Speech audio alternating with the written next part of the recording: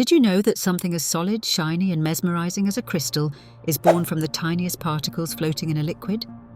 Well, sit tight, because today in Knowledge Smart Mix, we're diving into the hypnotic science of how crystals form. Spoiler alert, it's absolutely magical. First off, what is a crystal? A crystal is essentially a repeating pattern of atoms or molecules that are arranged in such an orderly and symmetrical way, they almost look handmade. But here's the fun twist. This intricate masterpiece is entirely a work of nature and science, no elves or wands needed. Crystals form through a fascinating process called crystallization. Now, bear with me, because this is where things get awesome. Everything begins with a saturated solution. Take, for example, how you might dissolve sugar or salt in water. When you keep adding more and more sugar or salt, eventually the liquid can't hold anymore. It reaches its limit and becomes saturated.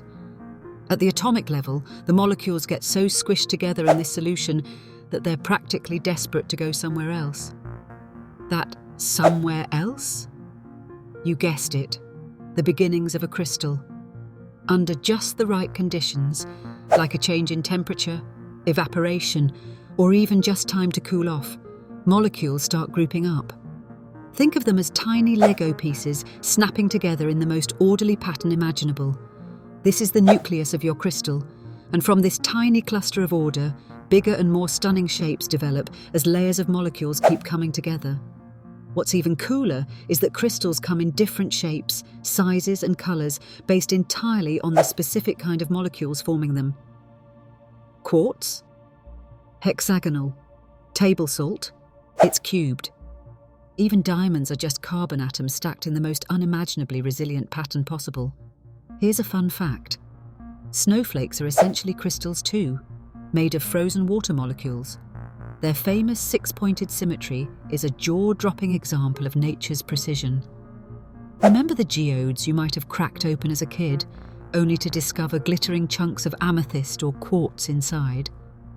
Those beauties form in hollow spaces inside rocks, where mineral-rich water seeps in, slowly evaporates, and leaves behind the sparkling proof of crystallization over potentially thousands or even millions of years. What about those fluorescent colors? Well, the color of a crystal depends on trace elements or impurities trapped in its molecular pattern during formation. For example, pure quartz is clear, but with just a hint of iron. That's how we get stunning purple amethysts. One of the most enchanting ways to witness crystals growing in real time is through simple experiments. You can grow salt or sugar crystals at home by making a supersaturated solution, adding a string or stick into the mix, and watching as tiny crystals start building themselves up, day by day. It's like watching science do arts and crafts. Oh, and here's the most fascinating part. Crystals aren't just pretty to look at, they're practical too. Quartz crystals are vital in modern technology, used to keep time in watches or to generate signals in electronics. That's right. Every time you glance at the time on your quartz watch, you're benefiting from the precise science of crystallization. So the next time you admire a crystal for its beauty, remember, it's not just a shiny rock. It's a testament to the exceptional order hidden within the chaos of nature. Who knew science could be this dazzling?